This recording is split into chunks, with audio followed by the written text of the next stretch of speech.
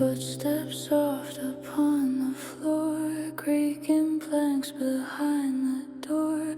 Darkness wraps around my sight, swallowing the fading light. Every whisper, every sigh means the end is drawing nigh. Heartbeat thumping cold and deep, secrets that the shadows keep.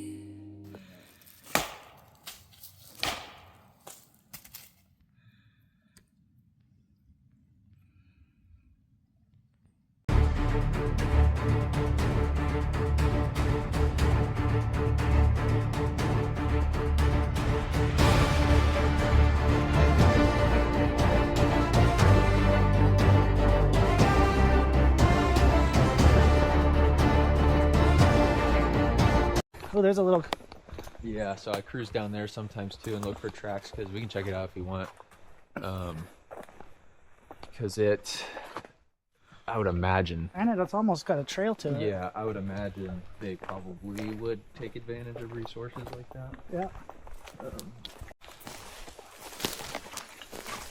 So it was, it's old, but it's so hard in the substrate, but it does.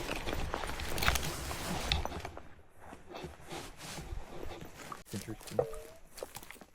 Something's walking through here. Yeah. You can definitely see it, but... Yeah, something. And it's not carrying. Decent weight too. Yep. Hopefully there's some good registers down by the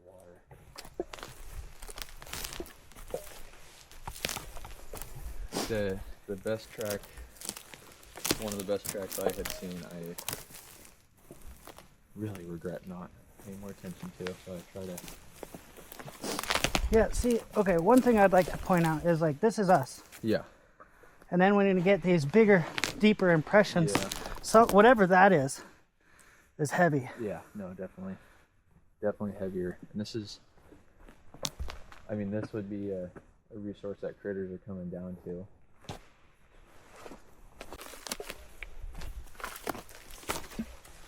Ooh, something's walking right through here. Yeah. This is worn. Yeah, right here. Yeah. But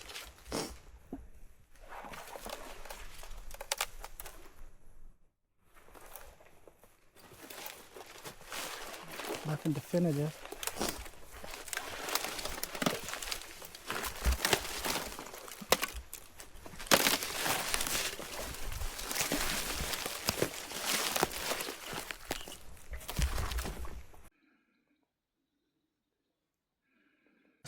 Do you see some skunk cabbage right there? Yeah, let's check out the other side. There are a lot of resources right here. Yeah. And there's several of these in the area. And this is just adjacent from where I've been working. Uh-huh. This is really cool. Yep. This is really well worn. Yeah. No, there's stuff moving around here. I'm also looking up at the trees, trying to look for wear marks, tree breaks.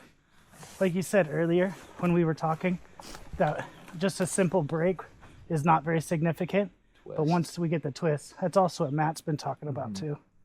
Because that doesn't happen naturally. Right. Like 1 in a million, you know, where if it's twisted like that, it takes like mechanical leverage over it to actually get that to happen. Exactly. Yeah, and it makes you jealous of like over in the Blue Mountains where their substrate just picks up tracks so well, or Bluff Creek, you know, where there's some, this stuff is very challenging to get tracks to register, you know. Yeah. I mean, even ungulates that have sharp, pointy hooves, you know, it can be tough. Yeah. The trail's crisscrossed through here, so it's just trying to find one that's There's some grab some hair or something. right on that side. There's definitely, I think it gets a little bit closer to the water without that big log. Okay, yeah. Grab a track. Oh, what's that? A bird's been destroyed. Yeah, there's a lot of grouse in this area, I've noticed. Yeah. And I see grouse. I've been spooked by them pretty good. Walking Oh yeah, down the lots trail, of times. Right in this spot. Definitely grouse. Oh, smell that. Do you smell that? Oh yeah. It's a dank smell. Danks, yeah. Yeah. You smell that, right? Yeah. Wow, what is that? That's definitely. Wow. That's that kind of that smell that they're talking about. It's really kind of skunky smelling right there. No, that is a thing. Wow. Yeah, lots of grouse. I've been really surprised though about how little other wildlife I've seen off of the cameras or walking through here. I've seen deer once. Really? Yeah. And it was crazy, and it was actually one of those things that really makes you think, because it was last time I was here in the snow and I was walking down that trail, and you know when you're walking through the woods and like two trees intersect and it looks like something moved. Yeah. But like just the way they like when you're moving the angle, it kind of looks like something shifted. Yeah. Like I see something move. I'm like, oh, it was probably just two trees, because it was 25 feet in front of me, like here to that stump. Yeah. Maybe more than that, more like 20 yards actually. Now I think about it, like that stump with the tree still by it, and so I keep walking, and then I see fresh deer tracks, like fresh, where like the snow had rolled, like almost like little mini snowballs. Yeah. Like just happened. Okay. Yeah. And I didn't hear anything. Nothing. Just ninja you know, style. they're quiet in the snow, but I mean that's a deer, you know. Yeah. And these things are sneaky. Yeah, but if Sasquatch is like camped out in this area more, like we think he is, that could be a big reason why a deer aren't coming through very much. That's kind of what I was getting at. Right. Like, man, like I just do not see. I haven't seen hardly any bear sign. I've seen bear scat once, but just not what you would expect for the amount of resources that are here. Right. I mean, and the other thing is there's different variations of resources too. Like it doesn't take much distance to get, you know, you get like this boggy stuff, and you get kind of like that more higher elevation stuff not far away. Animals really like to hang out in those transition zones, and I feel like there should be more. Research is often a solitary game. You walk the lines, you check the cams, and you keep your secrets. But today, our strategy changes. Matt Parrish and I have teamed up to create an umbrella organization to incorporate research like Expedition Edge. We call it Edge of the Unknown. We're building out a dedicated team of researchers to investigate the paranormal. On the other side of Bear Mountain, where I feel like the Sasquatch start thinning out again, I find bear. Yeah. Yeah, and huge bear there's a tracks. connection there. Yeah. There is two of them. What the heck is going on over there? That's wild. Yeah, it looks like the top of this one fell off, and two or maybe even three others decided to grow out of the rot. I don't understand how that one started growing, because these ones are feeding off of this, but that one's way suspended out. That is just so unique and interesting. I wonder after this main one falls, because that's rotted bad. After this one falls, if those will grab hold of the soil and keep going. Huh. Interesting. Nature finds a way. Nature finds a way. And that mission starts right here.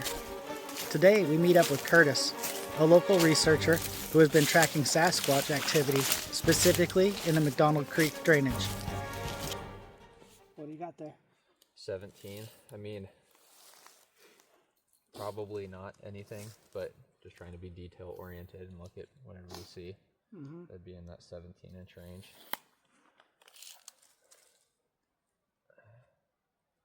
Like 8. 8 by 17, that's a pretty big print. You can almost see the heel. Yeah, that's what I'm looking You at. can see this heel here. Yeah. And I don't know if you can see toes per se, but you can definitely see. Imagine where they would be right there. Exactly. And I think a lot of this stuff could be like pushed away, so that's probably not if that were to be one, not an accurate size, but you know, yeah, maybe 17's big. You call it like the actual foot being more like 16 by 8. That's about right. Yeah. It's in the range. 15 and a half, 16. Yep. What do we got here? A fantastic example of buck rub. So when the time of season comes and the bucks are starting to mark their territory, one, they'll be sharpening their antlers on these, and gets their scent out and lets them know, hey, this is my area, and lets the ladies know. So Yeah. that was probably this year. Right, because the tree hasn't had a chance to hasn't recover. healed at all. Yep. And those are probably a pretty good sized buck. I mean, he put some work on this one. Yeah, he did. So, Yeah, he put way through the bark and down to the meat of the tree on this one. Yeah. Yeah. Another thing you notice, if I get really close up in here, is you can actually see where the antlers are beginning their rub and work their way and working their way up and down. Yeah, and you're like, well, why are they so low?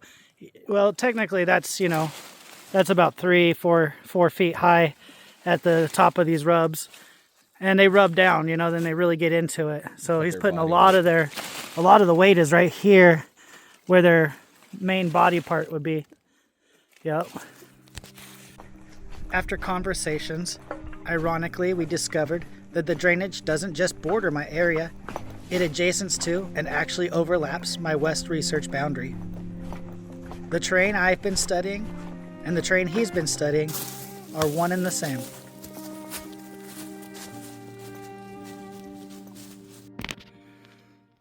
Like 3 weeks ago, Mm-hmm. it was ish. This. Oh, let's do that now. This was sitting like that.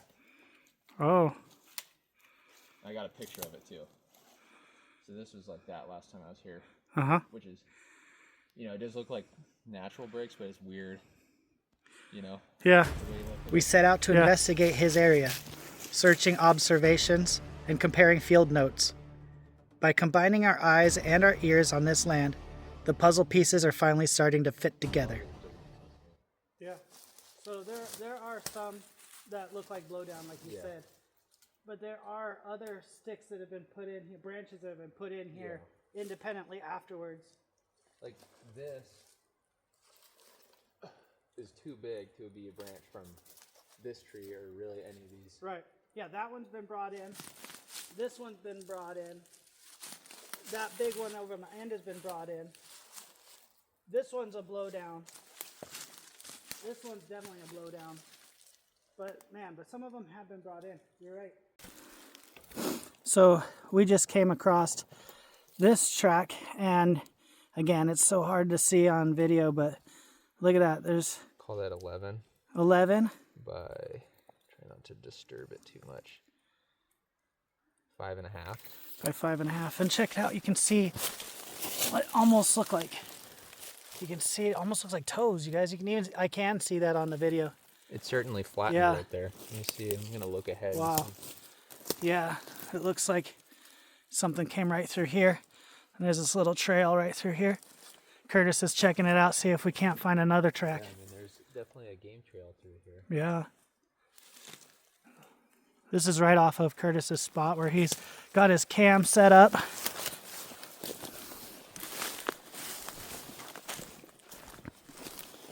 Try not to walk in that. You can see disturbances for sure. But this stuff is so hard. I can't believe we saw that one, because this stuff is so hard to pick up anything in it. We just came across those tracks, and I was looking around at the trees, and I know it's old, but look at these. Look how big that is. I don't know. Wow. That's ginormous. This is interesting, about the same size as that other one. Yeah. It does look like toes. It wouldn't have registered heel, I think, because of here. Right, those But, twigs. I mean, Oh, I can see the toes on the video again, dude. that's interesting. Wow. Check this out. This old wood has a blue tint to it from some sort of fungus or bacteria. Is that cool or what? Look how blue it is. It goes down into the root into the ground or whatever it is. Yeah. Wow.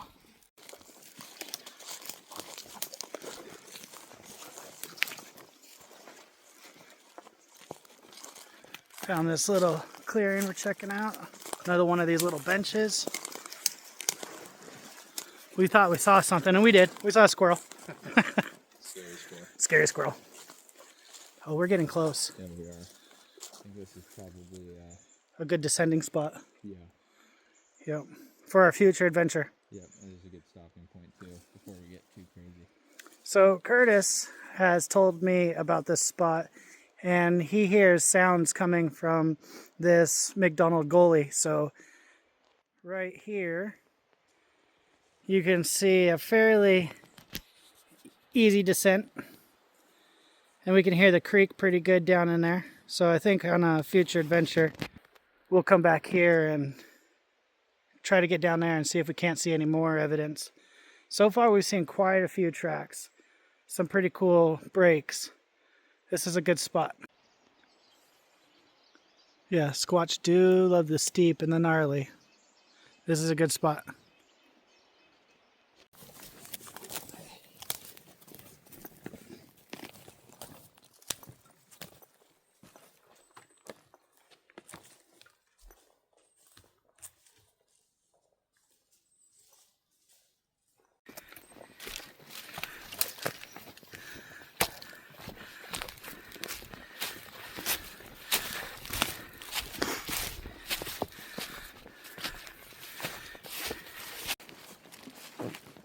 Beach is kind of a part of that in a way.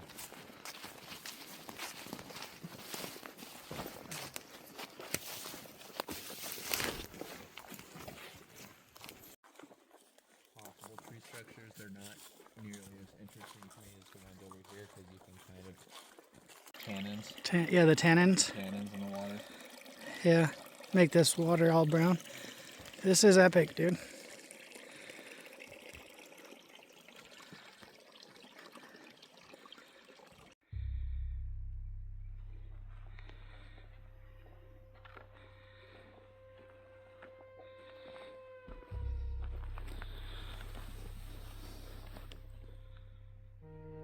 Where that camera was, but there's a ton of deer beds over on that side of the meadow. And I haven't really that side, but this is exactly where I was at when I heard that weird sound. Dang. That huff sound. And it was coming from just on the other side of this brush. Just over here, huh? Yeah. And I'd been sitting here for like, I don't know, 15 minutes, 20 minutes just glassing. Well, we're gonna check out this meadow. This is where I heard knocks last time I came out here too. So we're gonna come in here, spend a couple minutes in this clearing. This is where my research meets up with his research. The convergence. The convergence zone. This creek runs right under this. It's so weird. Every once in a while you end up hitting a hole. And Well, again, I don't see elk bed signs here, no. which is a good thing for us because elk aren't going to bed where Sasquatch comes through. Yeah. So I was over, Yeah, you popped out that- over on that side. and that's when I was scanning that side, when I heard something knock from right here. Yeah. And that's when we decided to come back over here. But I didn't see anything that day. I just heard that knock. And then now that I think about it, there was one time too, me and my cousin were hunting here. We were posted up at this tree because you can kind of hide there. Yeah. And I heard something walking just like right inside the timber here. Yeah. I mean, we were dead silent. We heard it. And it was kind of a weird walking sound. It never came out. I don't know what it was, but there's definitely a lot of deer beds I've noticed on that side. But I never see deer. I've gotten one. I've seen that one that I was telling you about, and Yeah. I got one like 2-point buck on game camera. Mm-hmm. And I've had my cameras out here for 3 hunting seasons. Wow.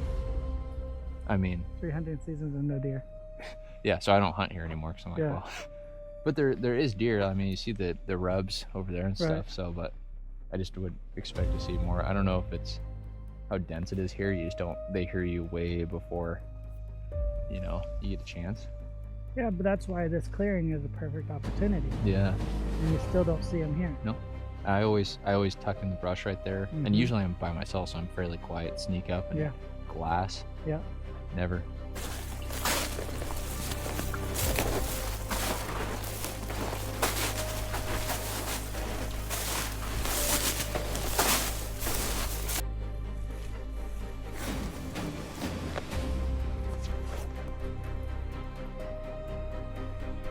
Always scan that tree line, thinking I might see something just at the edge peeking out. You know, just watch. You feel very exposed. That's the point. And it's good to be. Because that makes him curious, you know, and makes him feel like maybe we're not necessarily hunting.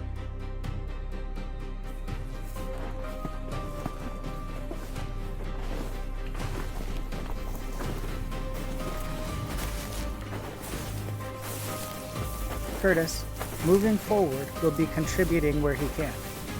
He will continue his research, update us on his findings, and when time permits, we will get back together to continue this project.